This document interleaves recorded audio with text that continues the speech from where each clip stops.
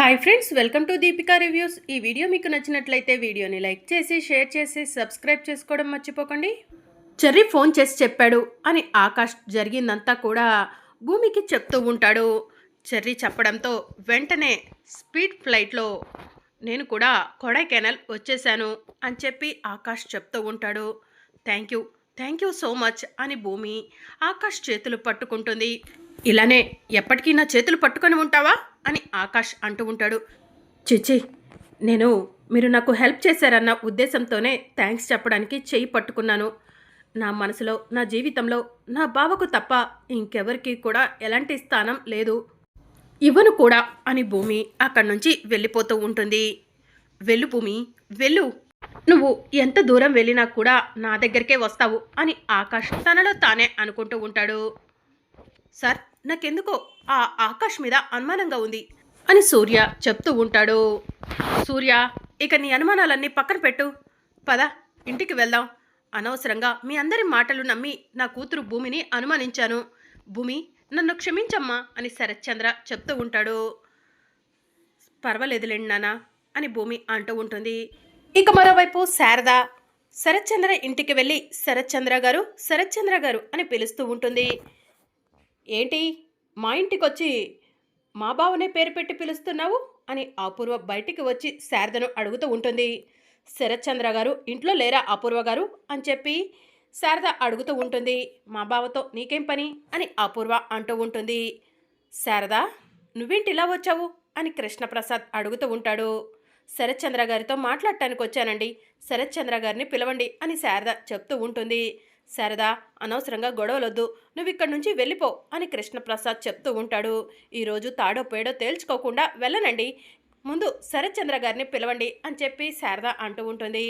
బావగారు లేరు శారదా, భూమిని తీసుకొని కొడైకెనాల్ వెళ్ళారు, ఇంకా రాలేదు అని చెప్పి కృష్ణప్రసాద్ చెప్తూ ఉంటాడు.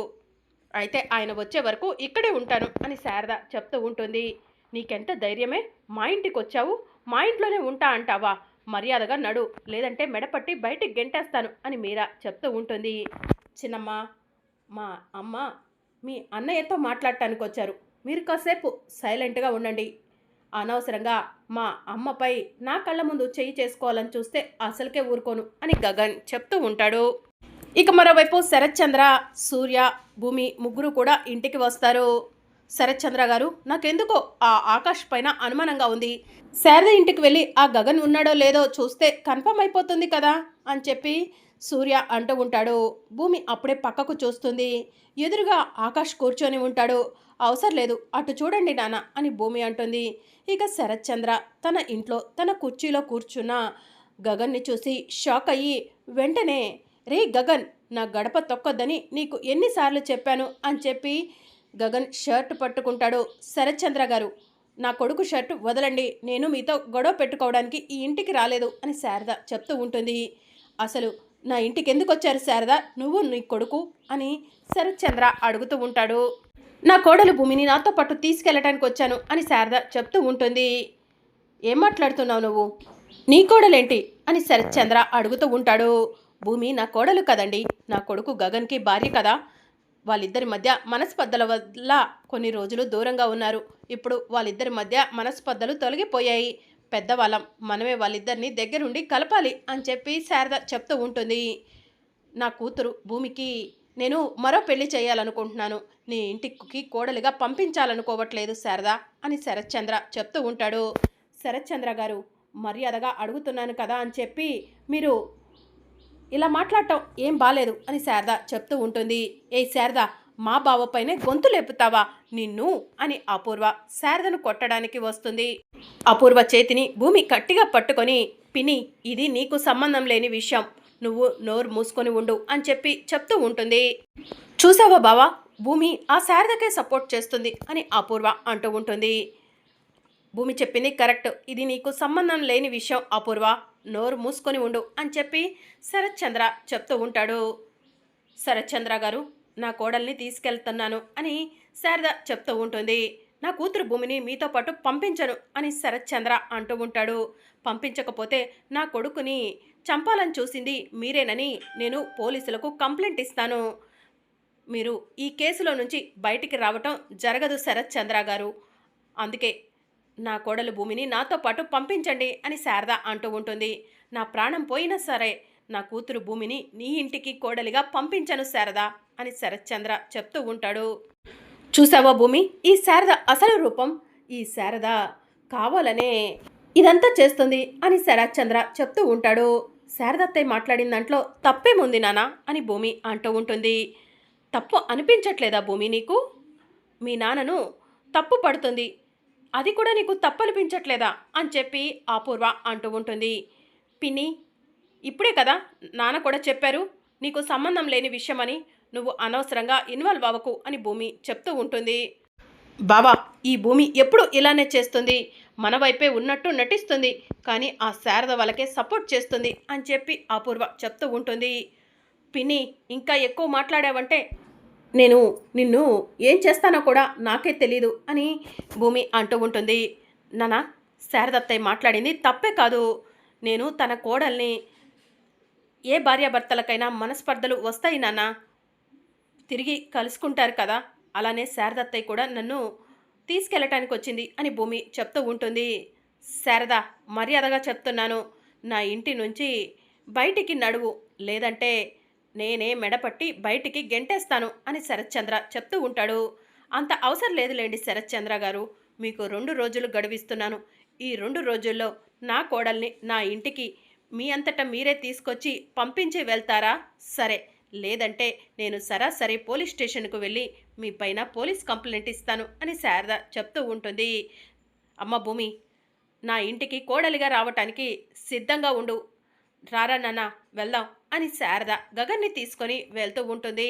చూసావా బావా, ఆ శారదకు ఎంత పొగరు పెరిగిపోయిందో, అసలు ఏం చూసుకొని బావా అది అంతలా మాట్లాడుతుంది అని అపూర్వ అంటూ ఉంటుంది. అపూర్వ గారు, పొగరు పెరిగిపోయింది శారదకు కాదండి, మీకు. డబ్బు ఉందన్న అహంకారం, పొగరు అన్నీ కూడా మీకే ఉన్నాయి. శారద అమాయకురాలండి, తన కొడుకు కోడలు సంతోషంగా ఉంటే చూడాలనుకుంటుంది. మీరు వాళ్ళను విడదీసి సంతోషపడదామనుకుంటున్నారు. మీ బుద్ధికి శారద బుద్ధికి ఎంత తేడా ఉందో చూసారా అని కృష్ణప్రసాద్ అంటూ ఉంటాడు. ఇక చాలు, మీరు మీ మొదటి భార్యను వెనకేసుకొచ్చింది, ఇంకా నోరు మూసుకొని ఉండండి అని మీరా చెప్తూ ఉంటుంది. ఎందుకుంటాను మీరా, నా భార్యను మీరంతా కలిసి నిందిస్తుంటే చూస్తూ ఊరుకోవాలా అని కృష్ణప్రసాద్ అంటూ ఉంటాడు. అన్నయ్య, ఇప్పుడు ఏం చేస్తావన్నయ్య?